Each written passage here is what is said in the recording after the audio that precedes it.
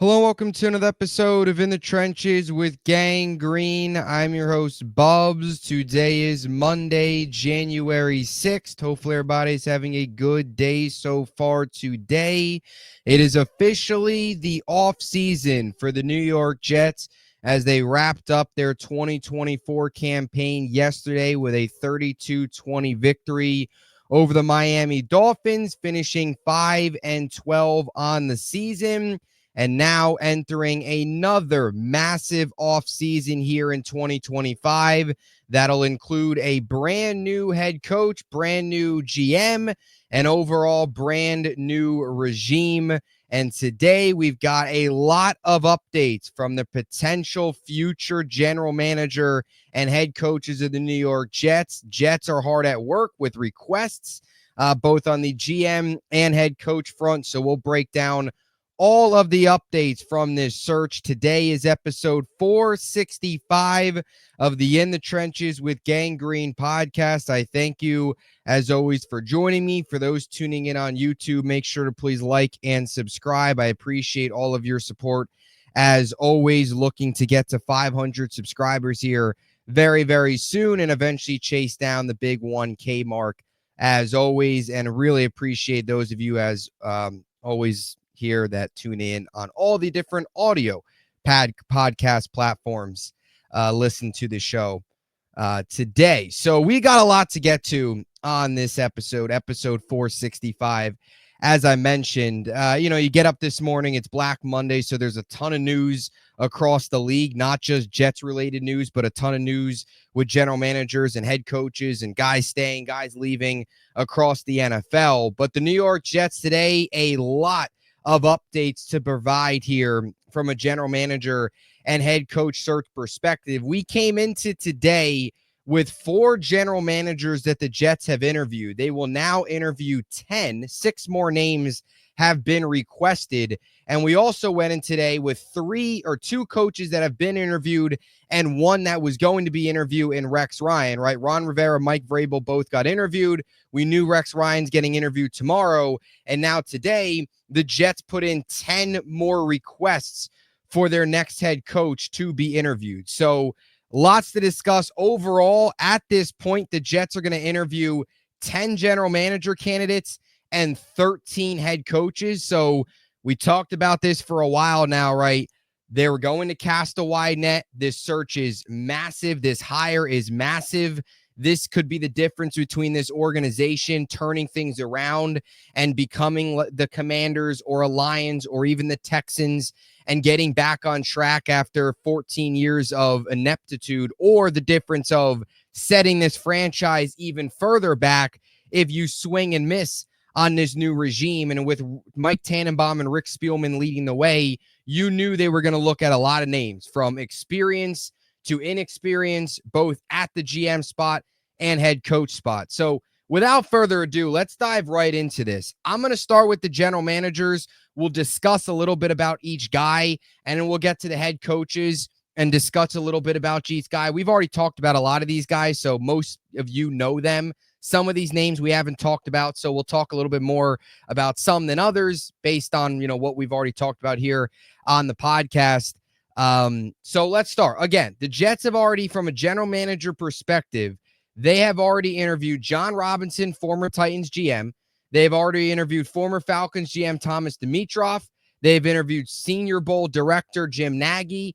And just a couple days ago, their most recent was Louis Riddick. Of course, an ESPN analyst, also spent some time with the Redskins at the time, the Redskins and the Eagles, in a variety of different roles. But majorly is a guy that's in inexperience, but has gotten general manager interviews of the last couple years when, with the Steelers and the Giants. A lot of teams have looked at him. So those are the 4 so far. The 6 new requests today, no particular order, just going in today. When I saw the news pop up, I just wrote them down. So this isn't in any order of guys I want, guys I don't want. It's just the way I wrote them down. So we'll start with Mike Borgonzi. Jets put in a request for him today, assistant GM from the Chiefs. We've talked about him a little bit here, so kind of just another overview. Been with the Chiefs since 2009, an assistant GM since 2021. Prior to that was in a couple different roles. a guy from a winning organization. We've talked about this a lot on this podcast. I prefer experience at the general manager and head coach positions. But if the Jets are going to go inexperienced with a guy that's never been a GM or head coach before, preferably it be a guy with a somewhat prominent role in an organization that is winning, whether that's an organization like the Chiefs or an organization like the Lions, who have just recently turned it around. However it is, you would like a guy, even in Eagles, an organization that's been good for a while, sustained success recently, right? Whatever it is, you would like a guy from one of those organizations where he's inside the walls of a team that's won a lot. And there hasn't been a team that's won more recently than the Kansas City Chiefs as they go for a three-peat. He's been there since 2009. He has seen the pre-Mahomes era, post-Mahomes era. He's in really the next most prominent role from a general manager perspective as an assistant GM, well-respected across the league. So a name to look for there, Mike Borgonzi, assistant GM from the Chiefs. Another name, Ray Farmer, senior personnel executive with the Rams.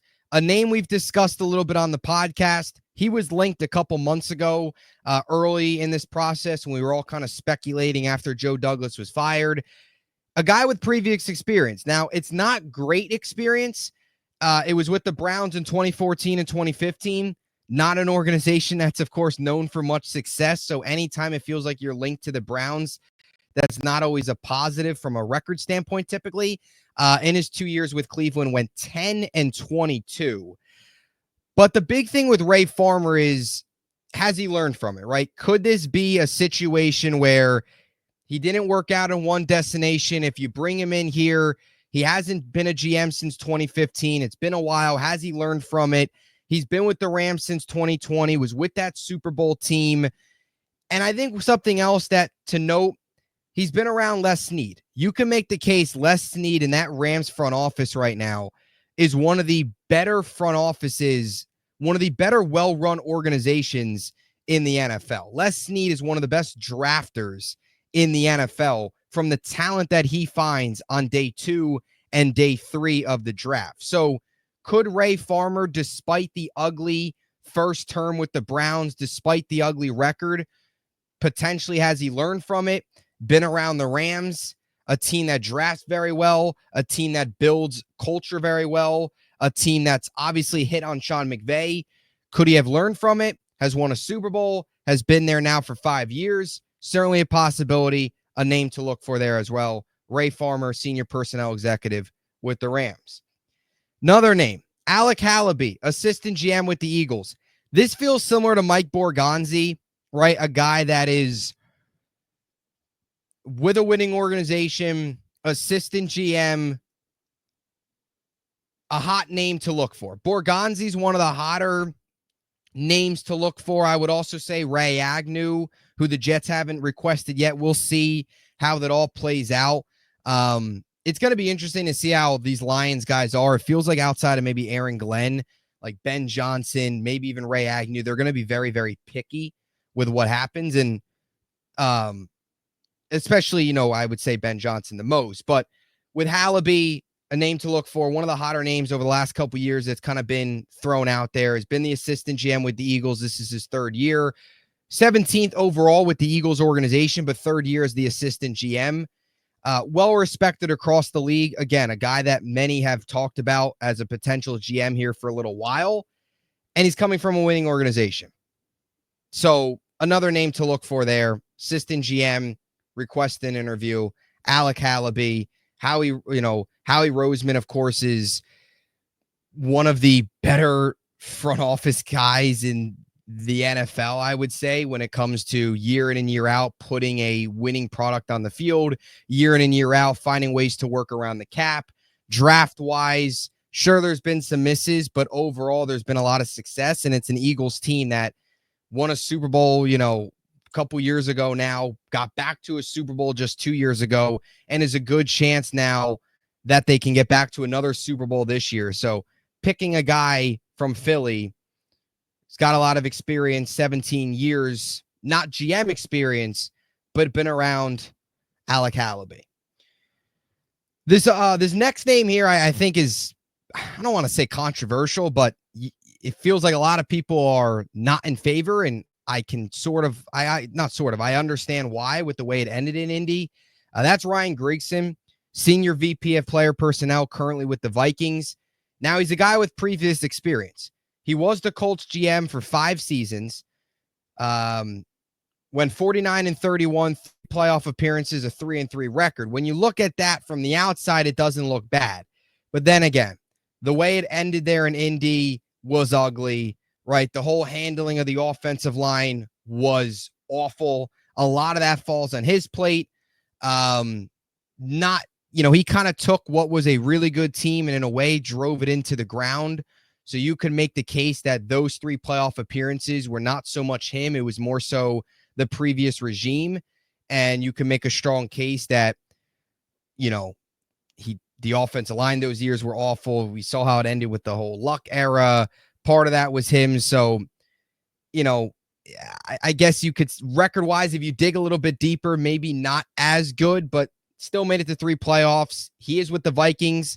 Does he maybe have that connection with Flores? If you would to hire a Flores, does Flores have that connection with him where they then bring him in and they kind of pair Flores with him and maybe McCown, who we'll talk about here soon once we get to head coaches? Certainly a possibility. Has bounced around since, been with the Vikings the last 3 years. This is his 3rd year with the team since 2022. Has he rebounded? We'll see. Just another guy with experience. I think that's important. I think just in general here, whether or not the Jets go experience or not, I think bringing in guys, at least for interviews, that have been general managers or even been head coaches before, again, we'll get to them here in a second, I think is a positive because you can at least pick their brain. At least pick their brain to what their vision was when they were once a GM, how they had success, right? In Thomas Dimitrov's case, had a lot of success with Atlanta. Built that thing from the ground up, hit on Matt Ryan, hit on Julio Jones. Boom. That 1-2 punch was one of the best in the NFL for a decade, right? How could he do that now? John Robinson, too. While it ended ugly in Tennessee, he did have some good years. You want to look at, too, a guy like Ray Farmer. What went wrong in Cleveland? How do you fix that? How do you feel you can adapt? So I do think there still is benefit in interviewing guys, even if their previous tenures were maybe ugly, right? I do think there's benefit to potentially interviewing some of these guys just to be able to pick their brain on how they view your organization from a perspective of where they've already been a general manager or a head coach before. And believe me, there are some guys that are on this list and are on the head coaching list that have previous experience that I want nothing to do with. But still, you kind of take a step back and take a wide angle view at this, biased aside from some of these candidates. It can't hurt to interview guys that have been there before, have been in the chair before, and get their perspective on also your organization and obviously how they feel they would fit here. Instead of hiring just looking at a bunch of coordinators or assistant GMs or director of player personnel guys that are just going to tell you why they would be so great. Instead of, right, bringing in guys with actual experience as to, okay, this plan, my previous plan didn't work. This is how I'm going to fix it. Or my plan worked. This is how it's still going to work. Or this is what your organization needs. And that could potentially help the Jets throughout the rest of the hiring process. If they picked up something from a Dimitrov or, right, something like that, even picked up something from Vrabel on how he views the organization and what needs to be done. So anyway, there's my couple minutes spiel on just the experience thing. 2 more guys. Mike Greenberg, assistant GM of the Bucs. I'll be honest, this feels like it's going to happen. If there was a guy out of all these names on this list, I would say my top candidate out of the 10 GMs interviewed so far would be Dimitrov. He would be my top guy at this moment. Now, that could, of course, change, right? If you're telling me you hire a GM so then you can get Vrabel and that GM's not Dimitrov, fine. I don't think Vrabel's coming here, but there is that element of it. Right now, though, Dimitrov would probably be my top candidate. It does feel like, though, Mike Greenberg, his connection with the Jets, his previous connection with Tannenbaum, he grew up a Jet fan. He's from Long Island. It feels like this is a perfect match, a long time coming type of match. He's been with the Bucks for 15 seasons. Grew up a Jet fan, as I mentioned.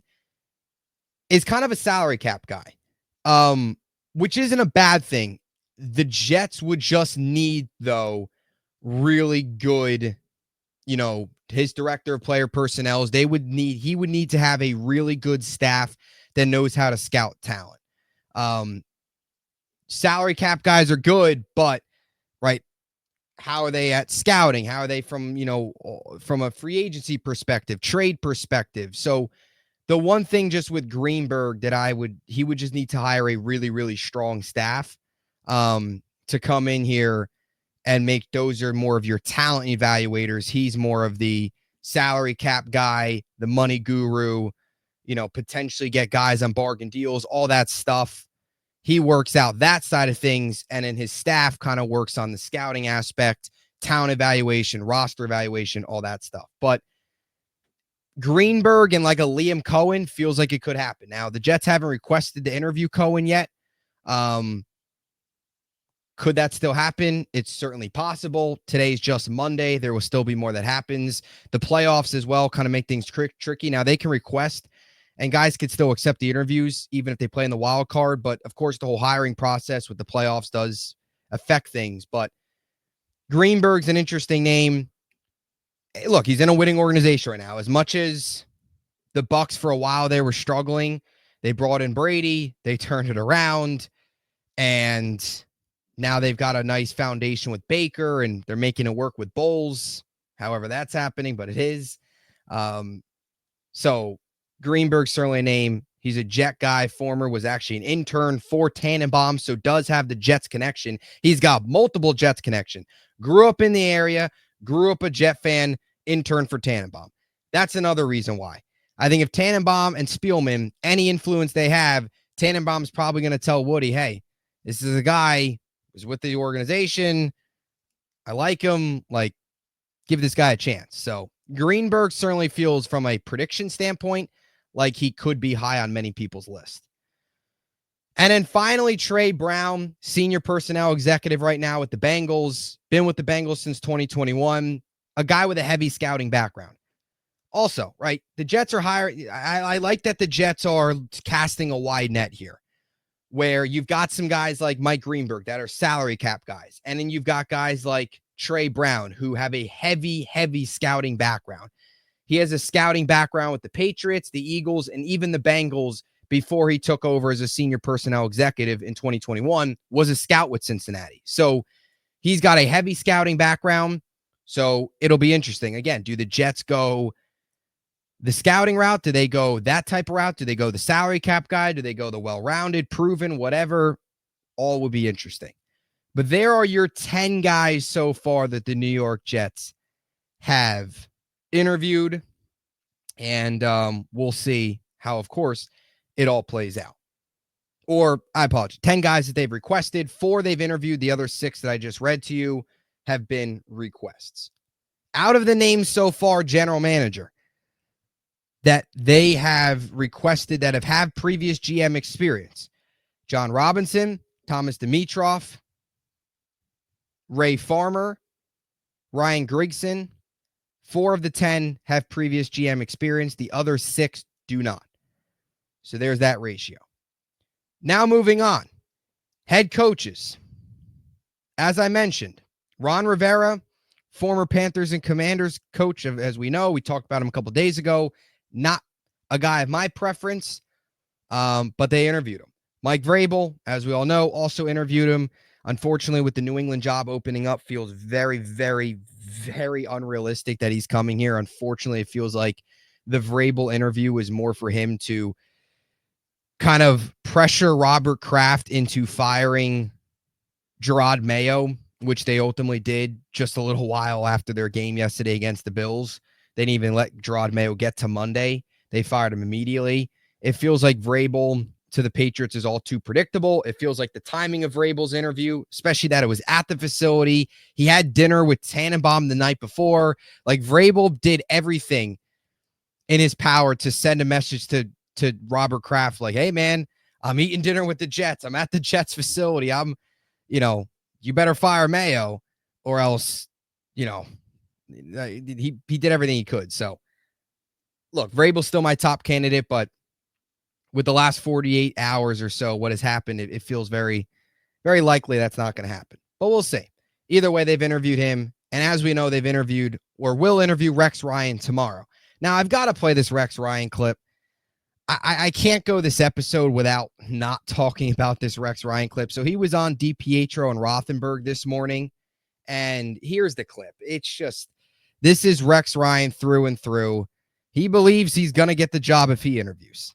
You think you're going to get this job, right? You think you're going to be the next head coach of the Jets? Oh, 100%. Absolutely, I do. And the reason I think I'm going to get it is because I'm the best guy. And it ain't close. The thing that you have to do, you have to connect with a football team. You have to connect with your fan base. And the way they play, that's the most important thing. Not just the X's and O's and all that. Look, this Ben Johnson, I love him. I absolutely love him. But I'm a better candidate for this job than he would be. So Ben Johnson's not coming here. We'll get to that soon. But just Rex, man. I mean, he wants this job so badly. That is typical Rex. I'm the best. Give me this job. You guys know I'm not as anti-Rex as some Jet fans. He is certainly not near the top of my list. I don't think it's going to happen. I think Rex is the ultimate fallback option where if everything fails and you can't get one of these first-time coordinators and you can't get one of these proven guys, you can't get any of these guys you interviewed or none of these guys really impress, Rex would be the fallback option. I don't see that happening, but that's typical Rex. Even about a month ago when he was on and he said, oh, you could bring up Gruden and all these guys. I'm better than them. So I had to play that clip because here we go again, publicly lobbying as to why he's the best and why he's going to get the job if he's interviewed. So old takes exposed. I guess get ready because I don't foresee that happening, but Rex Ryan as well. So 3 going into today, Jets requested 10 more names at head coach. Again, no particular order, but we'll start here with Brian Flores, defensive coordinator, as we know, with the Vikings. Brian Flores is my second guy. If we can't get Vrabel, Flores is number 2 for me. Realistically, Flores is probably if we're going off of realistic, he would be my number 1 choice. I think Vrabel at this point is unrealistic, but still my number 1. 3 seasons with Miami, 24-25. His last 2 years, he did go 10-6 in 2020 and 9-8 in 2021. That was 19-14 over 2 seasons. If we're being honest, Flores kind of got the roll under the stick in Miami and probably should still be the head coach. Got better as his tenure went on. The ownership, some of the internal stuff, all that stuff. It was kind of an ugly ending. You can make the strong case, though, that Flores should have got another year and probably could have still been a head coach. Could have still been a head coach with a team currently. And that's something that why I'm kind of high on Flores and why I'm interested is he's got a chip on his shoulder. I think he learned from what happened in Miami, the way it ended. He's been a name the last 2 years, both 2022 and 2023, has been a name that's circled through the coaching cycle. Got interviews actually in 2022, as we know. Motivated, chip on his shoulder against the division rival. I kind of like that, but it's not even just that. I really believe that Flores, especially from a defensive perspective, you've seen what he's done in Minnesota. I believe this is a guy that is going to walk in, a no-nonsense type of guy, previous experience, accountability. I think just from a defensive perspective, I really think he can turn what has been a complete turn what is now I don't want to call it a mess of a defense, but a defense that needs to be, I guess, revived in a way. It needs to be revived. Is it the worst defense in football? No, but it needs to be revived. It went from a top 5 unit to, if we're being honest and we watch this team play, they're not even a top 10 unit. They're average at best this season, that defense, especially that D-line. And I think his ability to blitz a ton is something that the Jets haven't done a whole lot of, and I think could actually benefit them. So just from the X's and O's perspective, I like what Flores potentially brings for this defense. And I also like the whole accountability, no nonsense. I think he's the closest thing you're going to get to Vrabel if you can't get Vrabel, and I think that's Flores. I also like the possibility of Flores' staff, which we'll get to more here in a little bit, but that's the Flores stuff. DC the last 2 years for Minnesota has turned that defense into one of the better units in the NFL. Another guy from Brooklyn, from the area, chip on his shoulder, motivated. You guys know where I stand with Brian Flores. This other name I feel like is, and it's nothing bad. It's actually more of a compliment probably. I feel like it might be a year early for Joe Brady, but that is Joe Brady, offensive coordinator for the Bills. I feel like Brady next cycle is probably going to be like the Ben Johnson in a way of next cycle, where next year, after another year of probably working with Allen, he is going to be like the top guy. He is going to be the top candidate. So maybe that's a good thing for the Jets, where if you would to hire Joe Brady and you are a year early, I've always said this with the Jets. I think every Jet fan knows this. The Jets always seem like they're a year late on things, or always a tick late, right? They were late on this regime. They should have moved on from this regime after 2023. There was even hints of 2022 where they should have moved on from Saleh with the way they collapsed. Again, there was hints of running it back was not going to work. There was a lot of that. We all kind of chose to just buy in and ignore it. It never worked. Been a lot of times that the Jets have done things late. You can even make the case hiring Saleh was probably a year late, right? The Niners defense ended up regressing after, 2020. After the Super Bowl, that would have been like the year to hire him. Gay's one and done, then bring in Saleh. It wouldn't have worked, but either way, even bringing in Saleh probably was maybe a year late. So if maybe you're early on some of these guys, like maybe you're a year early on Joe Brady, and you hire a guy like Brady and he really is the next big hot coordinator that it turns out to be a really good coach. Because I feel like Brady probably won't get a job this cycle, but I feel like next cycle will definitely get a job if he has another year of this success in Buffalo working under Allen. I could certainly see a team taking another swing on a Bills OC. We all know what the offenses looked like, has helped the Bills offense since taking over last year. I think with something too, just from an X's and O's perspective with Joe Brady that I like is his ability to utilize James Cook the way they've been using him, right? Pre-Joe Brady, their run game was pretty much a non-factor. Post-Joe Brady, James Cook has turned into one of the better running backs in the NFL. And I talk about the importance of whoever the next OC is. If the Jets go offensive-minded head coach, I talk about the importance of utilizing Breece Hall properly. I think Joe Brady could be a guy similar to Flores getting more out of this defense. I think Joe Brady could be a guy that gets more out of Breece, gets more out of this offense. So, look, I don't love it just because he's an OC, a first-time guy. But you want to look at the positive from it. He's got the 10th ranked offense in Buffalo.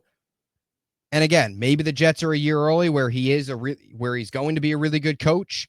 And instead of hiring one of these other guys that maybe doesn't work out, or maybe you're a year late with, or a couple years late with, or hiring a guy that's already coached before, maybe you hire a guy like Brady and he turns out to be really good. Where next year you're not seeing him go elsewhere and have success when a year prior you're going to hire him. So there's Brady. I don't see it happening. He's not really near my top. Again, I want experience. I've said that time and time again, but he's had a success in Buffalo. So there's that. Look, all this is all really unpredictable. We could sit here and talk about how good each of these guys are, what they've done well, what they haven't done well. Anything could really happen. You just got to hope that the Jets get it right. Get a little lucky. Sometimes this is a little bit of luck. Aaron Glenn, defensive coordinator, Lions. I mean, this feels like as each day goes by, if I had to put my top two, I think Flores or Glenn become the next head coach of the Jets. If I had to give you like that, it would be Flores, Glenn, and then after that, I don't really know. Glenn, a former Jet, all-time great Jet, saw Parcells turn it around, was with that team, is already within the organization, has talked about it a couple years ago, how the Jets would be his dream job. He would love to come here. He's got the relationship with Parcells, could potentially lean on him, has been within is in this market. Again, saw the coat tight to Parcells, was a player, saw that turn around.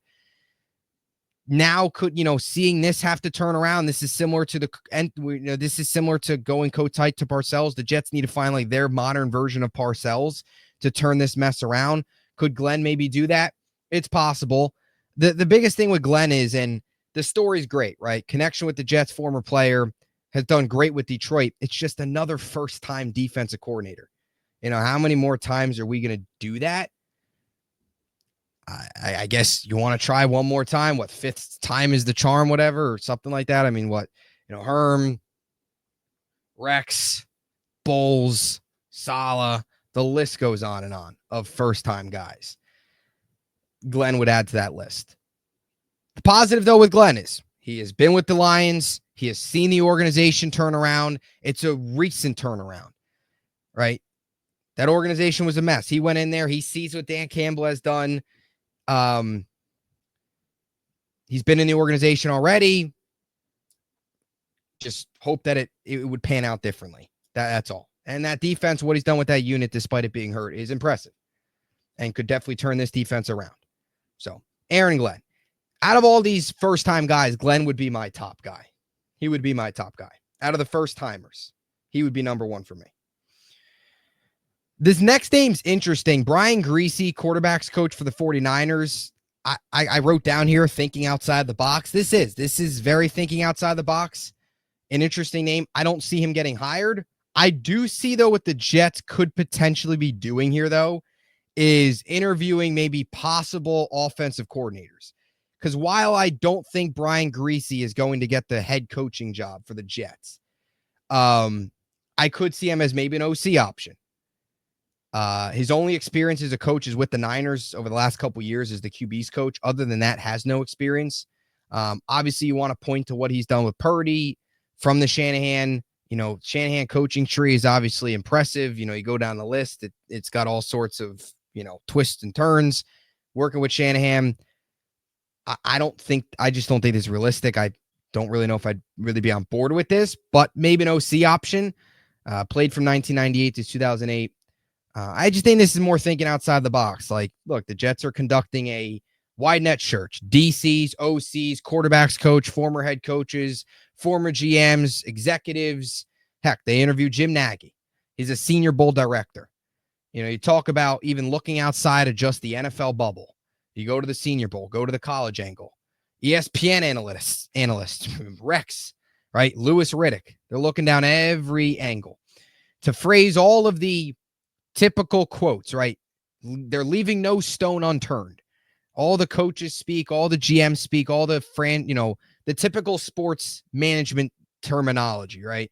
Casting a wide net, leaving no stone unturned. All that stuff. Looking down, looking at all, taking a hard look at everything, to quote Ulbrich. I think Brian Griese kind of fits that. Vance Joseph, another former coach here, 11-21 in 2 seasons with Denver, 2017 to 2018. Since that point, has spent 4 seasons with Arizona as the DC, and in the last 2 have been with Denver. You've seen what he's done with Denver.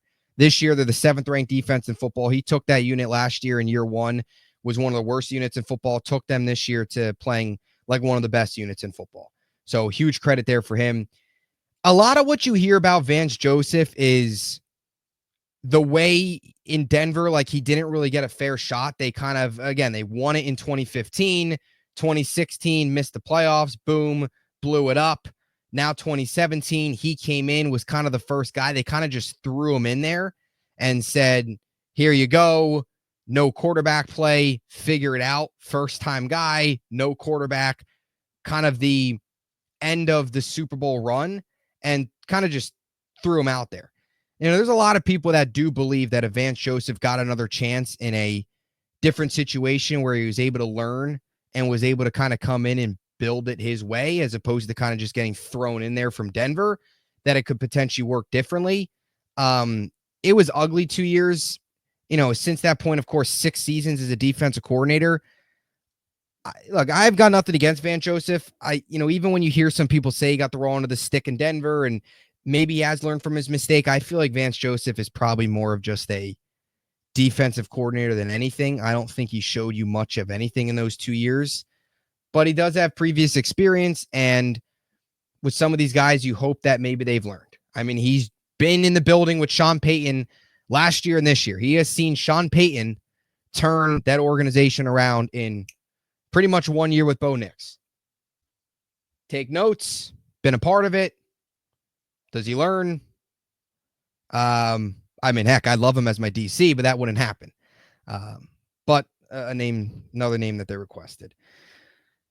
As for Josh McCown, and this one to me, I don't think Josh McCown is the head coach. I don't think the Jets would do that, but I would love Josh McCown as an offensive coordinator.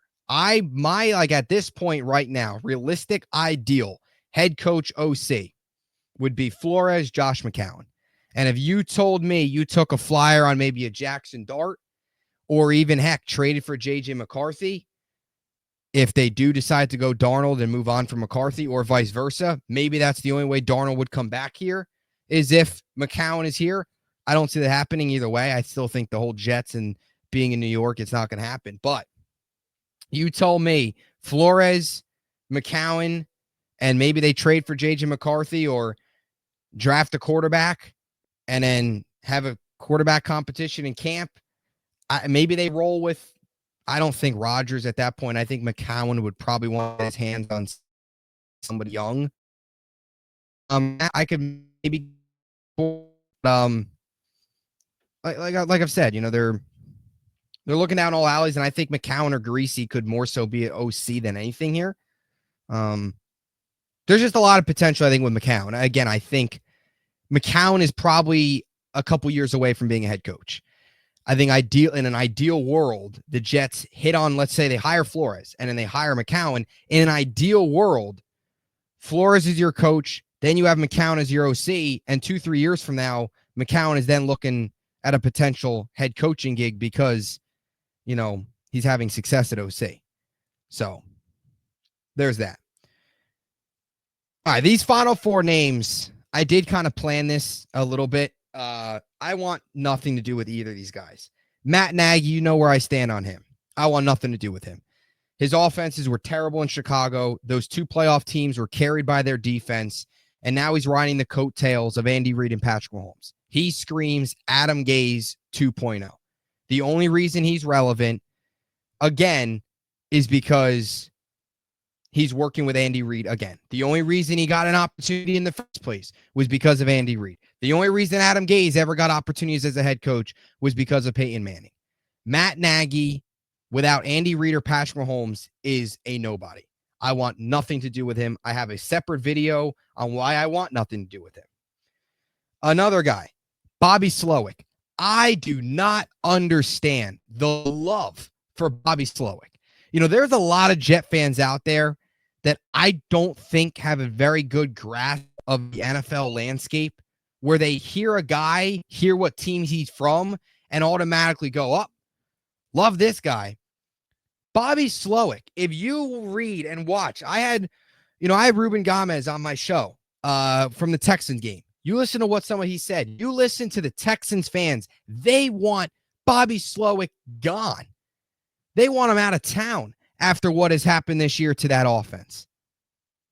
Believe me, Bobby Slowick, you want nothing to do with him as the head coach. He's getting ran out of town potentially as an OC, and you want to bring him in as the head coach? Look at what has happened to C.J. Stroud in year 2. I understand they've suffered from injuries, but still. This is a guy last year that had the 12th ranked offense in football with a rookie quarterback and has now turned it into a 22nd ranked offense. More than likely, they're probably going to lose to the Chargers on Saturday. I want nothing to do with Bobby Slowick. I would rather Joe Brady. I think Joe Brady is significantly better than Bobby Slowick. Significantly better. If you're going to go the first-time OC route. Another guy, Arthur Smith. No. 7-10, 3 years in Atlanta. You've seen what happened to that Pittsburgh offense. It's fallen apart again. I know he's got ties to the Jets from last year. Saleh wanting to hire him as an as an offensive assistant. Didn't happen. No to Arthur Smith. He was a hot candidate a couple years ago. You saw how it panned out. 1 year off from coaching, jump right back into this, to the Jets as well in this market. It would not work. Not work. Arthur Smith maybe would be a guy that you could look at like 4 years from now if that's how the timeline was. Like if Arthur Smith didn't work out, let's say 2017, 2018, 2019, and he has been an offensive coordinator since and was doing good things, then maybe you could say, all right, he's learned, give him a second chance. No. 1 year removed from getting ran out of town in Atlanta, you're going to give this guy a job? No way. No way. And I can't even believe I'm saying this name, but Jeff Ulbricht's going to get an interview. Nothing against Jeff Ulbricht. I think it's a sympathy interview. That's really what it is. I think it's an interview where they're going to say, thank you for, being the, I guess the coach for this mess, the final 10 weeks or the final 10 games or whatever, or 11 games, 12 games. Appreciate your work and goodbye. Ulbricht is, I don't even know what it would take for Ulbricht to come back. It might take I don't know. It might take like all of these candidates to get like suspended from the NFL. And then the Jets are just left with Ulbricht. I don't even know what it would take. Ulbricht's not happening. I'm surprised they're actually even interviewing him. So no to him. And let's be honest, that is the most unrealistic candidate on this entire list. There's a better chance I'm on the side next year for the New York Jets than Jeff Ulbricht. Just some other notes here before we close things out. No Ben Johnson on this list. Obviously noteworthy. The Jets didn't ever request with Ben Johnson. Come to find out, Ben Johnson doesn't want the Jets job. Not surprised at that at all. He wants to go to a place. He's very, very picky. He wants to go to a place with a quarterback, go to a place with some stability. That's not so. Ben Johnson, no. One guy I am interested in, if you were telling me, like, if you're going to go the offensive coordinator route, Todd Monken would be my top guy by far from an offensive coordinator perspective. No request yet. I doubt Monken would want to come here. He's pretty perfect with where he's at right now in Baltimore, and I would also think Monken would want to be very picky if he does go to another organization. I think he'd probably want to go to a place with a young quarterback or an already proven quarterback. Not with the Jets, maybe 1 year with Rodgers and then whatever the heck is going to happen in 2026, or a bridge with Tyrod and some version of like Jackson Dart or Jordan Travis. I don't think he'd want that, but no request. Monken hasn't said anything from the point of you haven't heard anything that Monken wouldn't want this job. So interesting. Again, a lot still has to happen. There will still probably be more requests, but I would like to see Monken get thrown on this list here as well. So there's that. I'll have another episode up maybe tomorrow or one day this week. I was planning on doing an episode. I was planning on doing it last week, but I figured it would be best to do it this week because of all the interviews of like my different tier rankings. I'll do my rankings of like best veteran options, best first time options, and kind of go like that. And then maybe have my rankings of what I would love, like, don't like, hate. Kind of have like those 5 tiers so I can really break down where I'm at, where maybe some of the fan base is at, and kind of rank them as I feel fit, I guess. So there's 23 names we rattled off in today's podcast. 10 GM, 13 head coach. Appreciate you watching. Appreciate you tuning in. Stay tuned. It's going to be a busy off season, especially January. It's going to be busy because when you hire the GM, assuming they do that first, then you go head coach. You're going to have the GM news.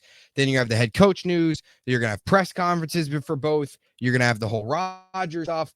There's a lot that's going to go on. So busy times. Regular season's over, but still a lot to discuss as the 2025 offseason begins today. So stay tuned. Appreciate you all so much. Until next time, JETS, Jets.